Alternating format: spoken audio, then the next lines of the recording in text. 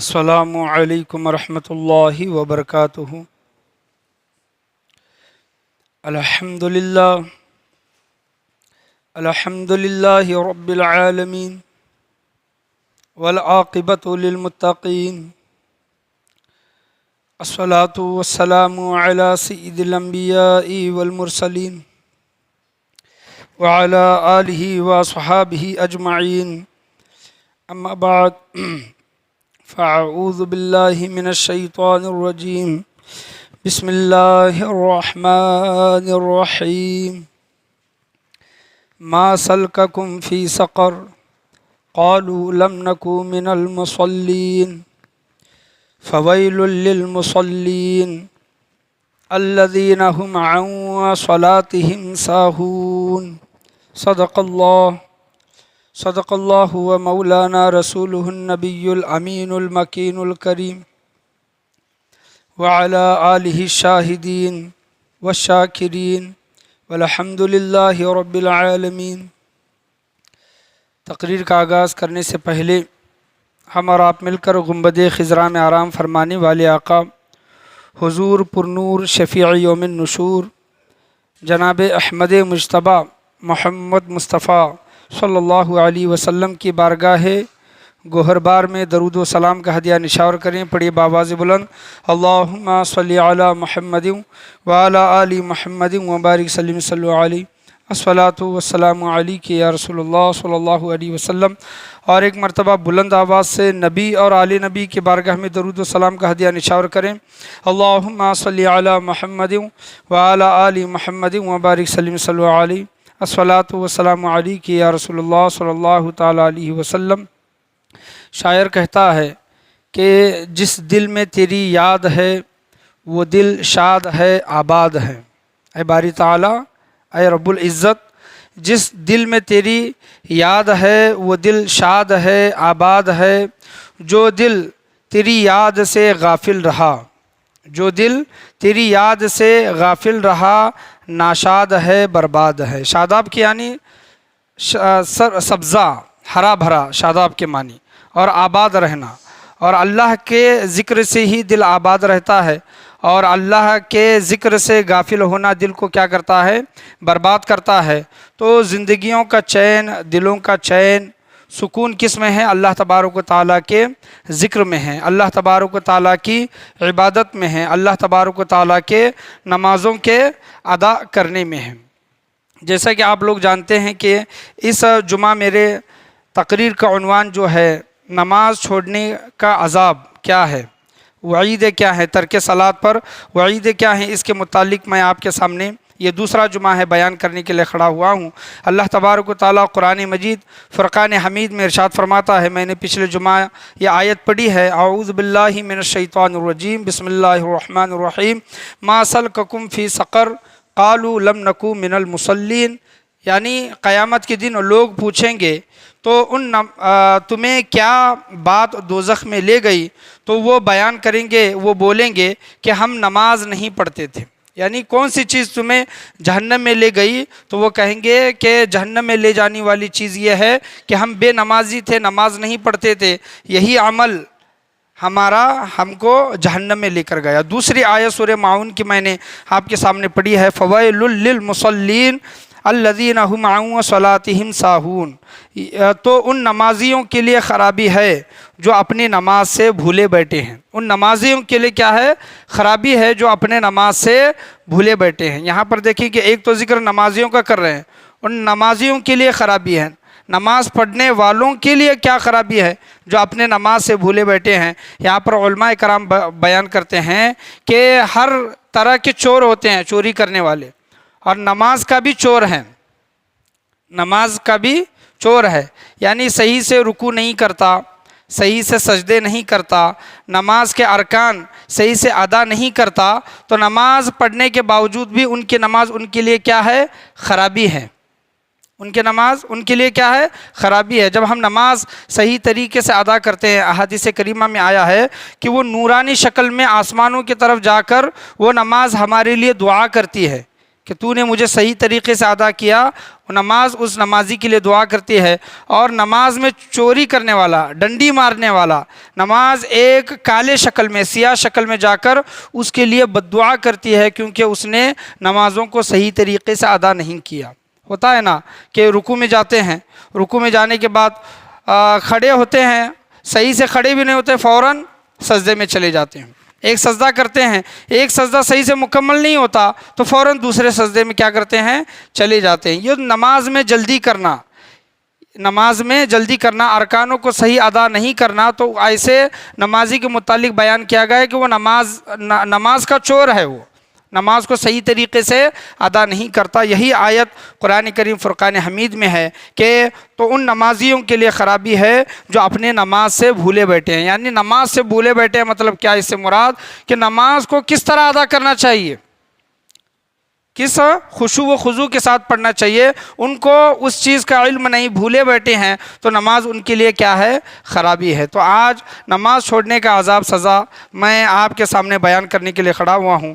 دیکھیں کہ حضور صلی اللہ تعالیٰ علیہ وسلم کی بہت سی احادیث کریمہ نماز کے متعلق آئی ہیں، اور قرآن کریم فرقان حمید میں سب سے بڑی عبادت، سب سے بڑا عمل، تاکید کا جو ذکر آیا ہے کہ یہ عمل تم کو کرنا ہے، اس کی تاکید جو بار بار آئی ہے وہ صرف نماز ہے۔ یاد رکھیں، زیادہ تر ذکر کس کا آیا ہے؟ قرآن کریم فرقان حمید میں نماز کا ذکر آیا ہے، اور اللہ تبارک و تعالیٰ نے نماز میں وہ تمام وہ نعمتیں، وہ انعامات، وہ برکتیں اللہ تبارک و تعالیٰ نے رکھی ہیں۔ ہم نماز سے وہ نعمتیں، وہ برکتیں، وہ انعامات حاصل کرنے کے بجائے ہم یہ سوچتے ہیں کہ ہمیں دنیا سے وہ چیزیں مل جائیں گی۔ دیکھیں کہ جیسے کہ حضور صلی اللہ تعالیٰ علیہ وسلم ارشاد فرماتے ہیں کہ جس نے فجر کی نماز چھوڑی، جس نے فجر کی نماز چھوڑی، اللہ تبارک و تعالیٰ اس کے چہرے سے نور ختم کر دیتا ہے۔ جو نورانیت جو ایک انسان کے چہرے سے جھلکتی ہے وہ نور نہیں دکھائی دیتا۔ تو آج لوگ بڑے بڑے لوگوں کے پاس جا کر خرچ کر کے میک اپ وغیرہ کرتے ہیں، پھر بھی وہ اتنے خوبصورت معلوم نہیں پڑتے، لیکن ایک صبح کی نماز پابندی کے ساتھ ادا کرنے والے انسان کا آپ چہرہ دیکھ لیں کہ اس کا چہرہ کس طرح نورانی معلوم پڑتا ہے۔ یہ فجر کی نماز۔ ظہر کی نماز کے متعلق بیان کیا گیا کہ جس نے ظہر کی نماز چھوڑی اس کے رزق سے برکت ختم کر دی جاتی ہے، رزق میں برکت نہیں رہتی۔ وہ کما رہا ہے، پیسہ آ رہا ہے، لیکن جا کہاں رہا ہے اس کو کچھ علم نہیں، کچھ خبر نہیں۔ کہتے ہیں کہ حافظ صاحب تنخواہ تو آتی ہے، پیسے تو آتے ہیں، لیکن پیسے میں برکت نہیں۔ کیا آپ ظہر کی نماز پڑھتے ہیں؟ تو پیسے میں برکتیں کیسے آئیں گی؟ اللہ تبارک و تعالیٰ نے تمام باتیں، تمام چیزیں نمازوں میں رکھی ہیں، اور ہم نے نمازوں کو ہی چھوڑا ہے۔ جس نے عصر کی نماز چھوڑی، اللہ تبارک و تعالیٰ اس کے بدن سے، اس کے جسم سے طاقت ختم کر دیتا ہے۔ اور عصر کی نماز کے متعلق خاص یہ آیا ہے کہ حافظوا علی الصلوات والصلاۃ الوسطیٰ، بیچ کی درمیانی نماز کی حفاظت کرو، درمیانی نماز کی کیا کرو؟ حفاظت کرنے کا حکم آیا ہے۔ اس کا درجہ بہت بڑا ہے، اور لوگ آج گھنٹے گھنٹے جم کرتے ہیں، کرنا بھی چاہیے، اس کا کوئی انکار نہیں ہے، لیکن ایسی چیزیں کھاتے ہیں کہ جس سے بدن کی طاقت بڑھ جائے، لیکن اللہ تبارک و تعالیٰ نے وہ نعمت، وہ انعام عصر کی نماز میں رکھا ہے۔ آپ عصر کی نماز بھی پڑھو اور اچھی طاقت والی چیزیں بھی کھاؤ، جم بھی کرو۔ یہ کیا ہوا کہ آپ گھنٹوں گھنٹوں جم کر رہے ہیں، مہنگی چیزیں کھا رہے ہیں، اور عصر کی نماز کو چھوڑ رہے ہیں، تو بدن میں طاقت کس طرح آئے گی؟ جس نے مغرب کی نماز چھوڑی، حضور صلی اللہ تعالیٰ علیہ وسلم ارشاد فرماتے ہیں کہ اس کی اولاد سے اس کو کوئی فائدہ نہیں ہوگا، اولاد اس کی فرما بردار نہیں ہوگی۔ ہم یہ چاہتے ہیں کہ ہمارے بڑھاپے کا سہارا، ہمارے بڑھاپے کی لاٹھی ہماری اولاد بنے، اور ہم نماز نہیں پڑھ رہے ہیں تو وہ ہماری اولاد ہمارا سہارا، اور ہماری اولاد سے ہمیں فائدہ کیسے حاصل ہوگا؟ آج لوگ رونا روتے ہیں کہ آج اولاد ہمارے باتوں میں نہیں ہے، ہمارا کہنا نہیں مانتی، ہمارا ادب نہیں کرتی، ہم سے بگڑ چکی ہے، اونچی آواز میں بات کرتی ہے۔ تو آپ پہلے سے اولاد کی تربیت کریں، شروع سے ہی۔ دیکھیں کہ ایک بچے کی ایک عمر ہوتی ہے، اور اسی عمر سے اس کو سکھانا شروع کر دینا چاہیے۔ 5 سال، 4 سال، 7 سال آپ سمجھ لیں کہ یہ اولاد کا یہ ایک سیکھنے کا عمر ہوتا ہے۔ یہ بولا جاتا ہے نا کہ جب تک لکڑی کچی ہے تو آپ جس طرح اس کو جھکاؤ جھک جائے گی، ایک بار لکڑی سوکھ گئی تو آپ اس کو جھکانے کی کوشش کرو گے، وہ ٹوٹ جائے گی لیکن جھکے گی نہیں۔ اولاد کا معاملہ بھی ایسا ہے۔ ہمیں ہوش کب آتا ہے، ہمیں خبر کب ہوتی ہے کہ جب اولاد ہماری 12 سال 15 سال 17 سال کی ہو جائے اور ہم تب ان کو کچھ حکم دے کرنے کا، کچھ کام کرنے کو بولیں، بات سننے کو بولیں، تب وہ اولاد بات نہیں مانتی، تب اس کو خبر ہوتی ہے انسان کو، ارے میری اولاد میرے بات میں نہیں ہے، میرا کہنا نہیں مان رہی ہے، تب وہ مارا گھومتا ہے۔ اصل جو اولاد کو ادب سکھانے کا، علم سکھانے کا، دین سکھانے کا جو مرحلہ ہے، جو عمر ہے، وہ 4 اور 5 سال کی عمر سے ہے کہ بچے دیکھو آپ کو اس طرح بات کرنی ہے، اس طرح بیٹھنا ہے، اس طرح کھانا ہے، ماں کا اس طرح ادب کرنا ہے، باپ کا اس طرح ادب کرنا ہے، دادا دادی کا، نانا نانی کا، پھوپھو کا، ممانی کا، ماموں کا، خالو کا، بڑے بھائی بڑے بہن کا، آزو بازو کا، یہ تمام چیزیں ہم بچے کو کم عمر میں ہی سکھانا شروع کر دیں، تب وہ بچہ جا کر عمل کرے گا۔ اور بچے پر یہ نظر رکھیں کہ بچہ ہمارے پاس تو رہتا ہے لیکن جب وہ اسکول جاتا ہے، جب وہ باہر جاتا ہے گھومنے پھرنے کے لیے یا پھر کھیلنے کودنے کے لیے، تو دیکھیں کہ اس کی سنگت کیسی ہے۔ بعض اوقات یہ بھی ہوتا ہے کہ ماں باپ بڑے نیک ہوتے ہیں، اس کو تعلیم تربیت تمام چیزیں اس کی کرتے ہیں، لیکن اس کی دوستوں کی سنگت ایسی ہوتی ہے جہاں پر وہ سیکھنے کے لیے جاتا ہے، کھیلنے کے لیے جاتا ہے، پڑھنے کے لیے جاتا ہے، تو وہاں پر سنگتیں بھی ایسی ہوتی ہیں کہ ماں باپ کی پرورش وہاں پر بیکار چلی جاتی ہے، رایا چلی جاتی ہے، کیونکہ اس کو سنگتیں بھی ویسی نہیں ملتی۔ تو دوستوں کی سنگتیں کیسی ہے یہ بھی بچپن ہی سے دیکھنا ضروری ہے۔ آپ دیکھیں کہ 4 سال کے، 5 سال کے، 8 سال کے، 10 سال کے بچے گالیاں دیتے ہیں، سر عام روڈ پر گالیاں دیتے ہیں، تو آپ بتائیں کہ یہ بچے گالیاں کیوں دے رہے ہیں؟ ان بچوں کو گالیاں کس نے سکھائی؟ بے شک وہ بچے جن کی سنگتوں میں رہے ہیں، جن کا اٹھنا بیٹھنا انہوں نے دیکھا ہے، جن کا بولنا انہوں نے سیکھا ہے، گالیاں دینا انہوں نے دیکھا ہے، وہ دیکھ کر وہ بچے گالیاں دیتے ہیں سنگتوں کی وجہ سے، کوئی آ کر نہیں سکھاتا۔ تو اولاد سے ہمیں فائدہ تبھی ہوگا جب ہم مغرب کی نماز ادا کریں گے، پابندی کے ساتھ ادا کریں گے۔ اور اللہ کے پیارے نبی کریم صلی اللہ تعالیٰ علیہ وسلم ارشاد فرماتے ہیں، اس نے عشاء کی نماز چھوڑی، اللہ تبارک و تعالیٰ اس کے نیند سے راحت و چین ختم کر دیتا ہے۔ دیکھیں کہ انسان 10 گھنٹے 12 گھنٹے 8 گھنٹے 4 گھنٹے کام کرتا ہے، اس کو تھکان محسوس ہوتی ہے۔ اللہ تبارک و تعالیٰ نے نیند کو کیوں رکھا ہے کہ دن بھر کی تھکان نیند سے دور ہوتی ہے۔ انسان 1-2 گھنٹہ سو لے، 4 گھنٹہ سو لے، 8 گھنٹہ سو لے، جتنی بھی دن بھر کی تھکان ہوگی وہ دور ہوگی اور اس کو چین و سکون ملے گا۔ لیکن بعض اوقات دیکھا جاتا ہے کہ پوری رات سونے کے باوجود بھی انسان کو چین نہیں ہوتا، سکون نہیں ہوتا۔ کیوں نہیں ہو رہا؟ کیونکہ اس نے عشاء کی نماز ادا نہیں کی۔ اللہ نے عشاء کی نماز میں چین وہ سکون رکھا ہے، نیند میں چین و سکون رکھا ہے۔ تو دیکھیں کہ فجر کی نماز ہو، ظہر کی نماز ہو، عصر کی نماز ہو، مغرب کی نماز ہو، عشاء کی نماز ہو، یہ فرض نمازیں ہیں، اللہ تبارک و تعالیٰ نے لوگوں پر مقرر کی ہے، مسلمانوں پر فرض کیے ہیں۔ انہی کو اگر چھوڑ دیں گے تو تمام نعمتیں، تمام برکتیں انہی 5 نمازوں میں ہمیں دکھائی دیتی ہے۔ ان کو چھوڑ کر ہم یہ سوچتے ہیں کہ ہماری اولاد فرما بردار ہو جائے، ہم یہ سوچتے ہیں کہ ہمارے جسم میں طاقت و توانائی آ جائے، ہم ہٹے کٹے تندرست رہیں ہمیشہ، ہم یہ سوچتے ہیں کہ ہمارے مال میں برکت ہو، ہم یہ سوچتے ہیں کہ ہم خوبصورت دکھیں، ہم یہ سوچتے ہیں کہ ہماری اولاد ہمارا کہنا مانے۔ تو یہ تمام چیزیں اللہ تبارک و تعالیٰ نے نمازوں میں رکھی ہے۔ ان کے ذریعے اللہ تبارک و تعالیٰ کی بارگاہ میں دعا کرے کہ اے باری تعالیٰ، تو نے جو انعامات ان نمازوں میں رکھا ہے، ان نمازوں کے ذریعے ان تمام انعامات سے ہمیں نواز، سرفراز فرما۔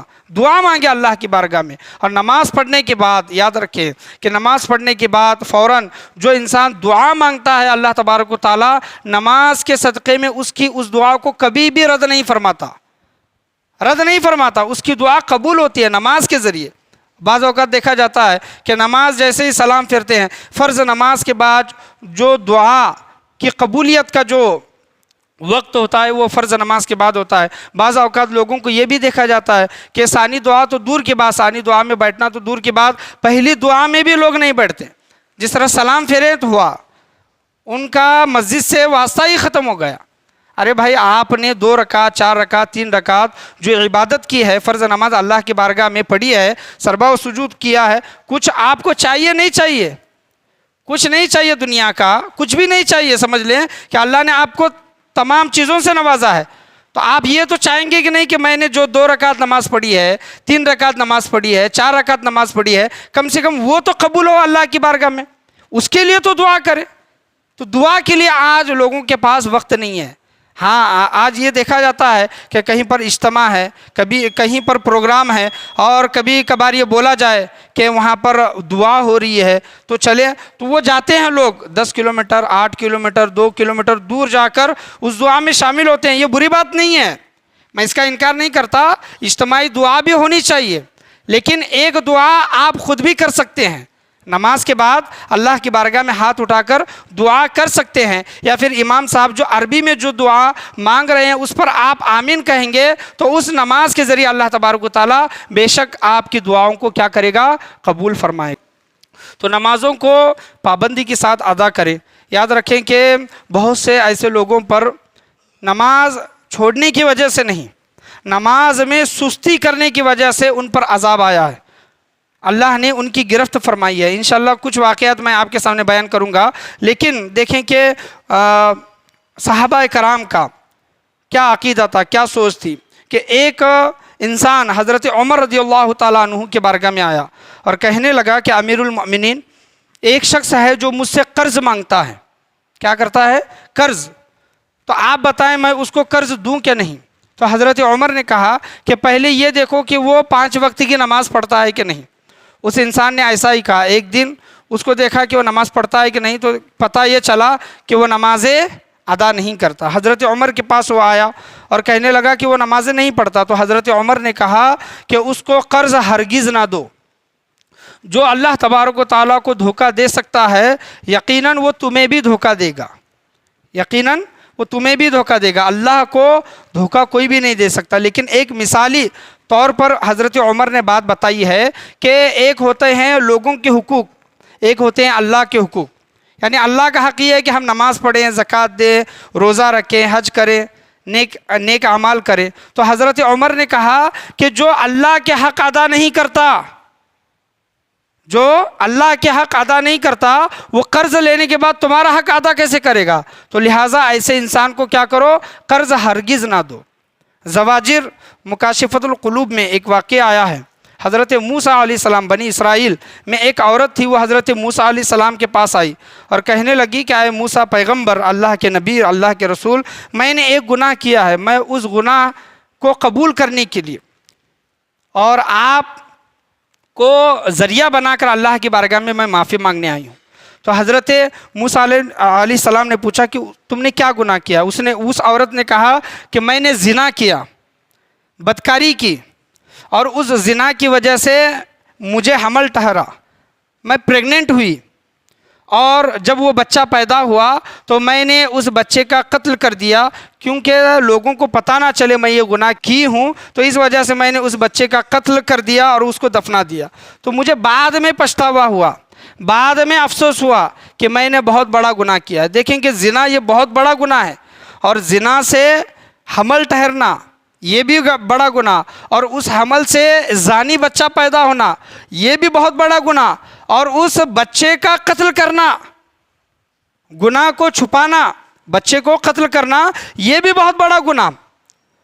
تو وہ اس عورت کے گناہ کو سن کر جلیل القدر پیغمبر حضرت موسیٰ علیہ السلام جلال میں آئے، جلالی پیغمبر تھے، انہوں نے کہا کہ اے عورت، تو نے ایسا گناہ کیا ہے، اللہ کی نحوست، اللہ کا عذاب تجھ پر اترے گا، کہیں اس عذاب کا شکار ہم نہ ہو جائے، یہاں سے بھاگ جا، تو چلی جا یہاں سے۔ اس کو وہاں سے بھگا دیا حضرت موسیٰ علیہ السلام نے۔ تو حضرت جبرائیل امی علیہ السلام اللہ کا پیغام لے کر آئے اور کہنے لگے کہ اللہ تبارک و تعالیٰ اے موسیٰ علیہ السلام آپ سے فرماتا ہے کہ وہ عورت تو توبہ کرنے کے لیے آئی تھی، رجوع کرنے کے لیے آئی تھی، گناہ سے معافی مانگنے کے لیے آئی تھی، آپ نے اس کو کیوں بھگا دیا؟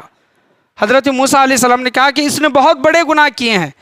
اللہ تبارک و تعالیٰ فرماتا ہے، حضرت جبرائیل علیہ السلام کہتے ہیں کہ اے موسیٰ، اس سے بھی بڑا گناہ کرنے والے لوگ ہیں، اللہ اکبر، اس سے بھی بڑا گناہ کرنے والے لوگ ہیں۔ حضرت موسیٰ علیہ السلام کو تعجب ہوا، انہوں نے پوچھا کہ اے باری تعالیٰ اس سے بھی بڑا کوئی گناہ ہو سکتا ہے؟ تو اللہ تبارک و تعالیٰ نے فرمایا کہ ہاں، جو نماز کو جان بوجھ کر چھوڑ دے تو گویا اس نے اس سے بھی بڑھ کر گناہ کیا۔ اللہ اکبر۔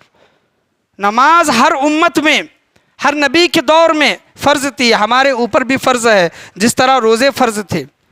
تو نماز کو جان بوجھ کر نہیں چھوڑنا چاہیے۔ جان بوجھ کر چھوڑنا زنا سے بھی بڑا گناہ، قتل سے بھی بڑا گناہ، یہ احادیث کریمہ میں اس کا ذکر آیا ہے۔ ایک بھائی، اس کی بہن مر گئی، اس کو دفنایا گیا۔ جب وہ بھائی اپنے گھر میں واپس آیا تو اس کو خیال آیا کہ میرے پیسوں کی تھیلی قبر میں ہی رہ گئی ہے۔ جب اس کو دفنانے کے لیے اترا تھا تو وہ بھائی واپس دوبارہ اکیلا قبرستان گیا اور بہن کی قبر کھود کر وہ چیز حاصل کرنے لگا، یعنی جو قیمتی چیز اس کی قبر میں گری تھی۔ اور یہ بھی ہے کہ کوئی آپ کی قیمتی چیز اگر قبر میں گری ہے تو اس کو نکال بھی سکتے ہیں، علماء کرام نے اس کی اجازت دی ہے اگر وہ بہت قیمتی ہے۔ تو وہ بھائی وہ تھیلی، پیسوں کی تھیلی حاصل کرنے کے لیے جب وہ گیا تو کیا دیکھتا ہے کہ اس کے قبر میں، بہن کی قبر میں آگ کے شعلے بھڑک رہے ہیں۔ بہن کا یہ معاملہ دیکھ کر، آگ کے شعلے دیکھ کر، اس آدمی نے اس قبر کو بند کر دیا، بھائی نے بہن کی قبر کو بند کر دیا اور اپنے گھر واپس آیا اور ماں سے پوچھنے لگا کہ امی جان آپ بتائیں کہ میری بہن نے کوئی گناہ کا کام کیا ہے، ایسا کوئی اس نے عمل کیا ہے جس سے اللہ اس سے ناراض ہو؟ تو ماں نے پوچھا کہ تو یہ بات کیوں پوچھ رہا ہے؟ تو وہ بھائی کہتا ہے کہ نہیں، مجھے بتاؤ کہ میری بہن کا کوئی ایسا عمل تھا کیا اللہ اس سے ناراض ہو اس عمل سے؟ تو ماں نے کہا کہ ہاں، تیری بہن وقت پر نماز نہیں پڑھا کرتی تھی۔ اللہ اکبر۔ وقت پر نماز نہیں پڑھا کرتی تھی۔ تو وہ بھائی سمجھ گیا کہ اللہ تبارک و تعالیٰ وقت پر نماز نہ پڑھنے کی وجہ سے اللہ تبارک و تعالیٰ آج بہن کو اس عذاب میں مبتلا فرمایا ہے۔ تو یاد رکھیں، جو وقت پر نماز نہیں پڑھتے، جو نماز میں سستی کرتے ہیں، ان کے لیے ایسے ایسے عذابات، اور جو نماز ہی نہیں پڑھتے ان کے لیے اللہ تبارک و تعالیٰ نے کیسے کیسے عذابات تیار کر کے رکھے ہیں، اس کا اندازہ نہیں لگایا جا سکتا۔ جنت کی نعمتیں کیا کیا ہیں، جنت میں کتنا سکون ہے، اور جہنم کے عذابات کیا کیا ہیں۔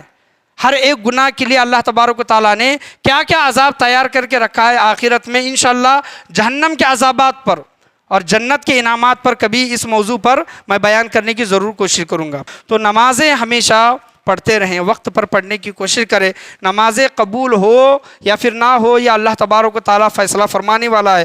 ہم اور آپ یہ کہہ نہیں سکتے کہ آپ کی نمازیں بیکار گئی، تمہاری نمازیں قبول ہوگی ہی نہیں۔ تم گناہ بھی کرتے ہو، نماز بھی پڑھتے ہو، تو تمہاری نمازیں اللہ قبول کرنے والا نہیں ہے، یہ کوئی دنیا میں سرٹیفکیٹ نہیں دے سکتا۔ آپ گناہ کرتے ہیں، ٹھیک ہے، اس گناہ سے توبہ کریں، بڑے گناہ ہیں تو اللہ کی بارگاہ میں توبہ کریں اور نمازوں کے ذریعے ان گناہ سے کیا کریں، بچنے کی کوشش کریں۔ ایک بزرگ تھے، ان کو آنکھ کی تکلیف تھی، سر کی آنکھ کی تکلیف تھی۔ ڈاکٹر حکیم صاحب نے اس بزرگ سے کہا کہ آپ جو نماز میں سجدہ کرتے ہیں تو اس کی وجہ سے آپ کے سر میں، آپ کے آنکھ میں شدید تکلیف ہوتی ہے، تو لہٰذا آپ کچھ دن عبادت نہ کریں۔ ہوتا ہے نا کہ کسی کو شوگر ہو گیا تو ڈاکٹر کہتا ہے کہ آپ روزہ نہ رکھیں، کسی کو کوئی تکلیف ہو گئی تو ڈاکٹر کہتے ہیں، تو علماء کرام کیا بیان کرتے ہیں کہ اگر ڈاکٹر مسلمان ہے، متقی ہے، پرہیزگار ہے، جھوٹ نہیں بولتا، اور اگر وہ بول رہا ہے متقی، پرہیزگار ڈاکٹر مسلمان کہ آپ اگر شوگر بڑھ گئی ہے، اگر آپ روزہ رکھیں گے اس حالت میں تو آپ شدید بیمار ہو سکتے ہیں، موت کے قریب بھی ہو سکتے ہیں، تو اس ڈاکٹر کا رائے مشورہ پر ہم وہ عمل کر سکتے ہیں، ہر ایک کی بات پر نہیں۔ یعنی غیر قوم کے بھی ہوتے ہیں، گنہگار بھی ہوتے ہیں، فاسق و فاجر بھی ہوتے ہیں، بے نمازی بھی ہوتے ہیں، نہیں، جو متقی پرہیزگار ہے ان کا مشورہ ہم وہ لے سکتے ہیں۔ تو میں آپ کے سامنے یہ بیان کر رہا تھا، اس بزرگ سے حکیم نے کہا کہ آپ کچھ دن نماز نہ پڑھیں، سجدہ نہ کریں۔ تو وہ بزرگ 1 دن 2 دن 3 دن انہوں نے کھانا چھوڑ دیا، کھانا کھایا ہی نہیں۔ تو گھر والوں نے اس بوڑھے باپ سے، بزرگ سے پوچھا کہ آپ کھانا کیوں نہیں کھا رہے ہیں؟ تو اس بزرگ نے کہا میں کھانا کیسے کھاؤں کہ رازق تو وہ ہے، رزق دینے والا تو وہ ہے، میں اس کی عبادت نہیں کر سکتا، میں اللہ کی عبادت نہیں کر سکتا تو اس کا رزق میں کیسے کھاؤں؟ مجھے یہ گوارا نہیں ہے کہ میں اس کی عبادت نہیں کر رہا، اور اس کا رزق کھا رہا ہوں، تو لوگوں کو سوچنا چاہیے، کیا سوچنا چاہیے کہ دیکھیں کہ اللہ تو رزق کافر کو بھی دیتا ہے، مسلمان کو بھی دیتا ہے، فرما بردار کو بھی دیتا ہے، نافرمان کو بھی دیتا ہے۔ ہمیں یہ سوچنا چاہیے کہ اللہ کا حق ہم پر کیا ہے۔ آج لوگ 5,000 10,000 1 لاکھ 2 لاکھ روپے کی مدد کرتے ہیں نا، مصیبت میں مدد کرتے ہیں اور مصیبت میں کام بھی آتے ہیں، تو ہم ان کو کتنا یاد رکھتے ہیں، یہ فلاں انسان ہے، اس نے مجھے 5,000 دیے تھے، 10,000 دیے تھے، 1 لاکھ روپے دیے تھے، میں مشکل میں تھا تو اس نے آ کر میری مدد کی تھی۔ ہم اس کو احسانات کو مانتے ہیں، ہم اس کی رسپیکٹ کرتے ہیں، اس کو سلام کرتے ہیں، بیٹھنے کے لیے جگہ دیتے ہیں، کھانے کی دعوت دیتے ہیں، اس سے محبت کرتے ہیں۔ تو ایک انسان ہم پر 5,000 10,000 1 لاکھ روپے یا پھر مشکل گھڑی میں آ کر ہماری مدد کرتا ہے، ہم اس کے احسانات کو یاد رکھتے ہیں، اللہ کے احسان کو بھول گئے ہیں۔ اللہ کے احسان کو ہم اس کے احسان کا بدلہ چکا نہیں سکتے، یاد رکھیں۔ اللہ کے احسانات بہت بڑے ہیں، ہم اپنی پوری زندگی لگا دیں، اپنے پورے خاندان کو لگا دیں، تب بھی اللہ کے احسانات کو چکا نہیں سکتے۔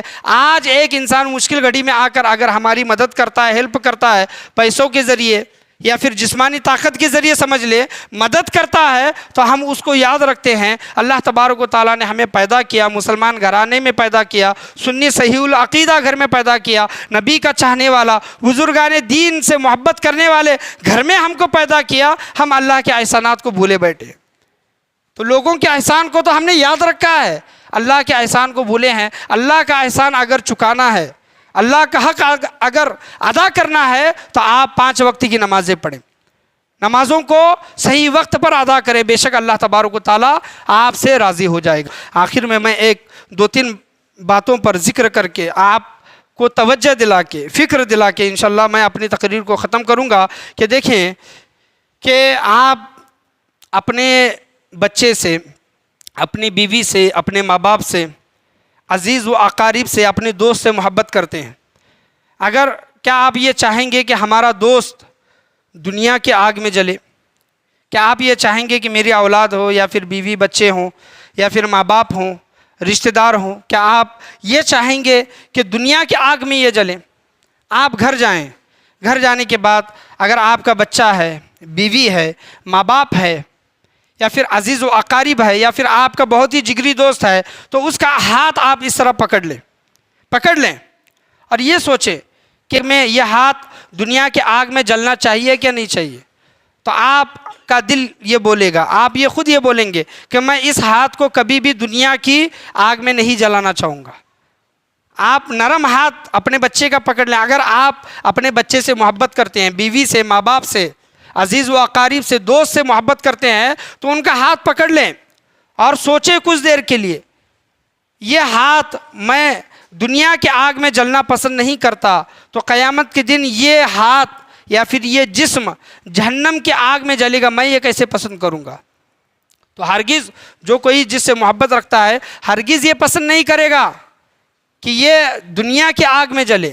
تو آپ اسی طرح سوچیں کہ اگر آپ دنیا کے آگ میں آگ سے اس کو بچا لیں گے، اپنے دوست ہو کوئی بھی ہو، لیکن جہنم کی آگ سے ہم بچا نہیں پائیں گے۔ اگر بچانا ہے تو ان کو دنیا میں نیک بنائیں، دیندار بنائیں، نمازی بنائیں، ایک متقی پرہیزگار انسان بنائیں، تو پھر آپ یہ سوچ سکتے ہیں کہ دنیا کی آگ میں یہ نہیں جلے گا، انشاءاللہ عز و جل قیامت کی آگ میں بھی اللہ تبارک و تعالیٰ اس انسان کو نہیں جلائے گا۔ ہم یہ سوچتے ہیں۔ مثال کے طور پر ہم کہیں پر سفر کے لیے جا رہے ہیں، سفر پر ایک مقام پر ہم پہنچے اور وہاں پر باپ بیٹا ہیں اور گھر والے ہیں، باپ نے اے سی کا روم لیا۔ کیا لیا؟ باپ نے اے سی کا روم لیا اور بچوں کو نان اے سی سادے روم میں رکھا۔ آپ کو یہ چیز پسند آئی؟ باپ یہ چیز پسند کرے گا کیا؟ باپ کو یہ چیز پسند آئے گی کہ میں اے سی کے روم میں رہوں گا اور میرا بیٹا، میرے گھر والے، میرے دوست، میرے چاہنے والے نان اے سی سادے روم میں رہیں گے؟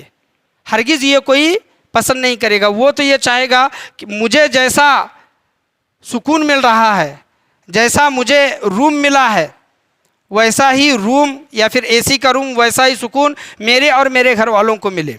تو آپ یاد رکھیں، سوچیں یہ بات میں کیوں بیان کر رہا ہوں کہ میں نیک ہوں، میں دیندار ہوں، میں نمازی ہوں، میں متقی ہوں، میں پرہیزگار ہوں، میں تو چلا جاؤں گا جنت میں، میری بیوی، میرے بچے، میرے گھر والے انہوں نے ویسا عمل نہیں کیا، وہ جہنم میں چلے جائیں گے۔ کیا آپ یہ گوارا کریں گے کہ میں جنت میں جاؤں، میرے گھر والے جنت میں نہ جائیں؟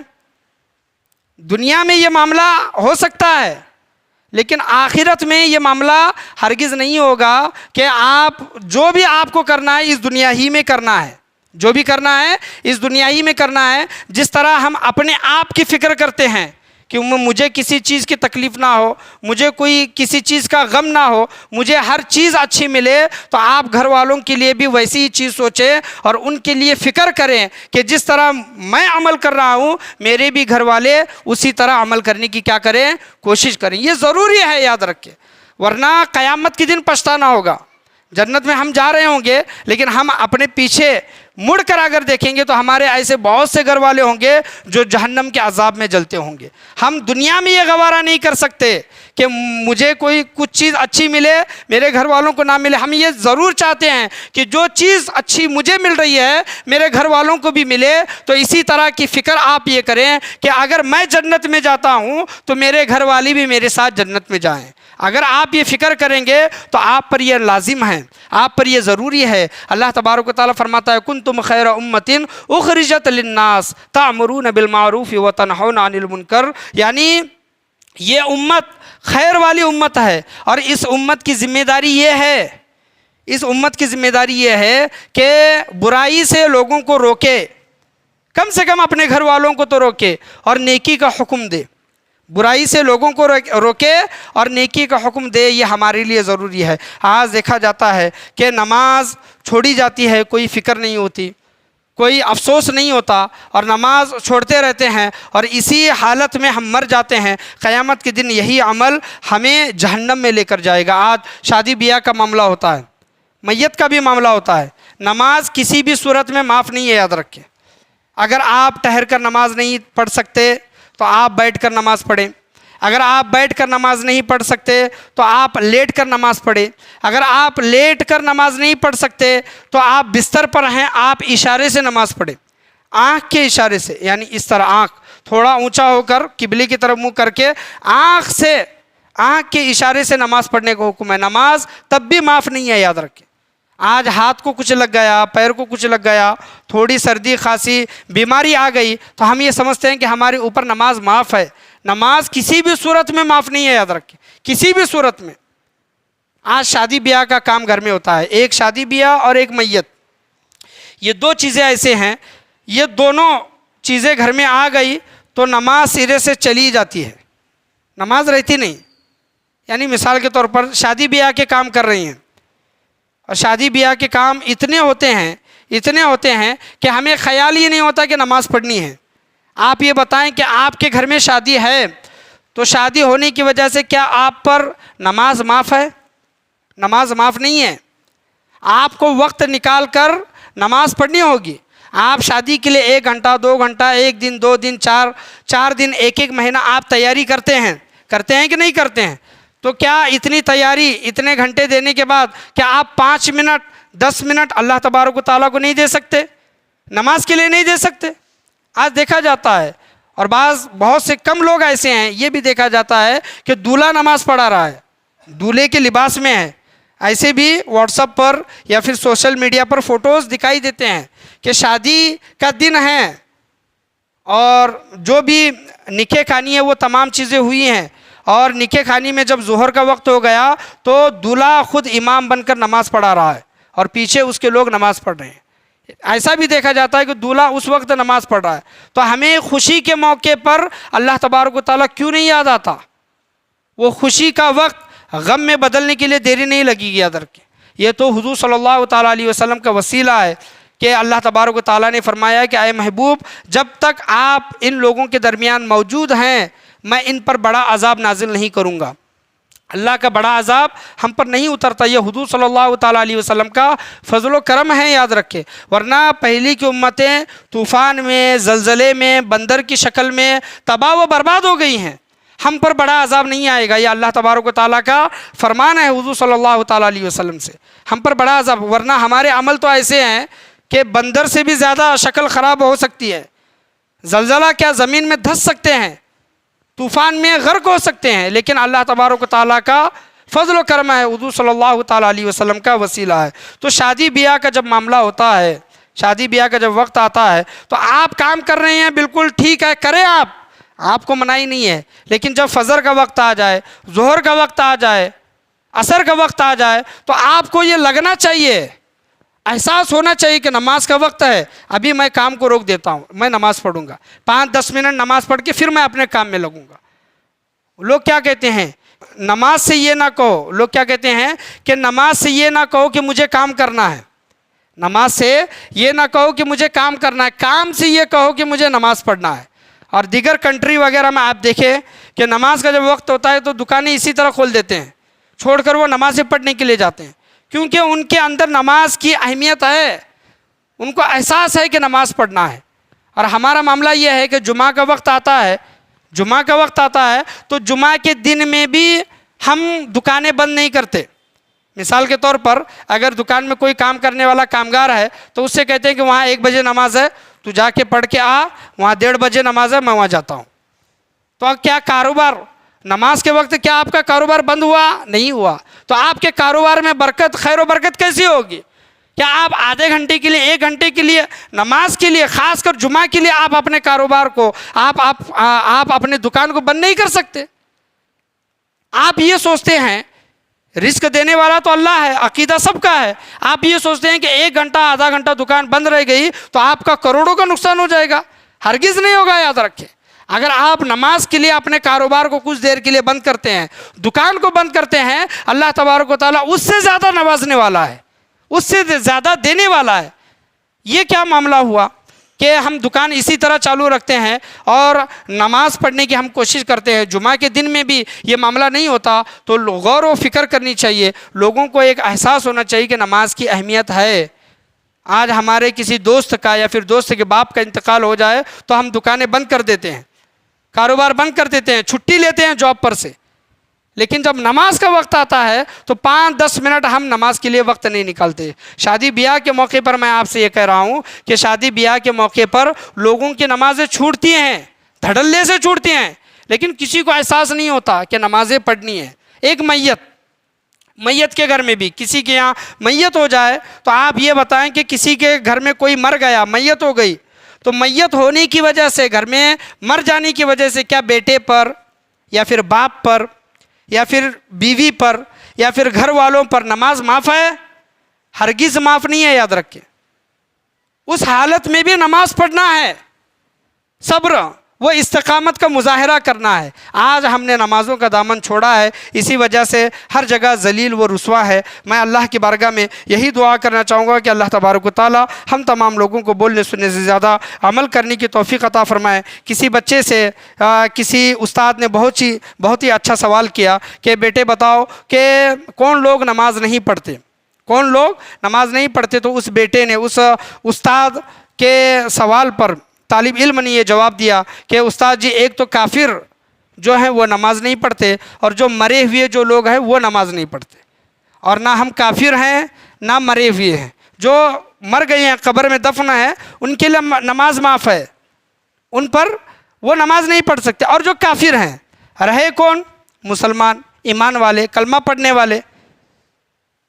تو بتانے کا یہاں پر حاصل کلام یہ ہے کہ نہ ہم کافر ہیں نہ مرے ہوئے ہیں، تو ہم نمازوں کو کیوں چھوڑے ہوئے ہیں؟ نمازوں کا دامن تھامے رکھیں، مسجدوں کا آباد رکھیں، نمازوں کے ذریعے اللہ تبارک و تعالیٰ کی مدد حاصل کرنے کی کوشش کریں۔ اللہ سے دعا ہے اللہ تبارک و تعالیٰ ہم تمام لوگوں کو بولنے سننے سے زیادہ عمل کرنے کی توفیق عطا فرمائے۔ اللہ تبارک و تعالیٰ قرآن کریم فرقان حمید میں ارشاد فرماتا ہے، ما سلککم فی سقر قالوا لم نکن من المصلین، تمہیں کیا بات دوزخ میں لے گئی؟ وہ بولے ہم نماز نہ پڑھتے تھے۔ فویل للمصلین الذین هم عن صلاتهم ساہون، تو ان نمازیوں کے لیے خرابی ہے جو اپنی نماز سے بھولے بیٹھے ہیں۔ یعنی نماز تو پڑھتے ہیں لیکن جس طرح نماز پڑھنی چاہیے اس طرح نماز کا حق ادا نہیں کرتے، سجدے ہوں، رکوع ہوں، اس طرح ادا نہیں کرتے۔ تو سکون کے ساتھ، اطمینان کے ساتھ नमाज़ पढ़ने की अल्लाह तबारक व तआला हम तमाम लोगों को तौफ़ीक़ व रफ़ीक अता फ़रमाए। आज के बयान में, आज के दर्स में, बोलने में, सुनने में, समझाने में किसी भी किस्म की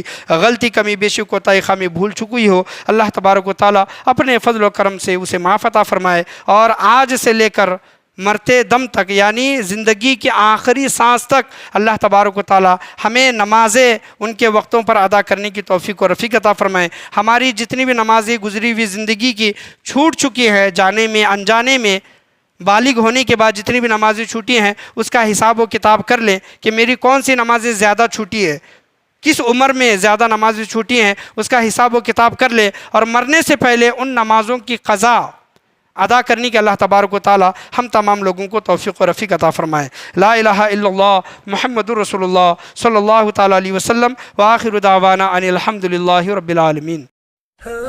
सब्सक्राइब कीजिए हमारे चैनल को और बेल आइकन को दबाइए हमारी लेटेस्ट वीडियो सबसे पहले देखने के लिए।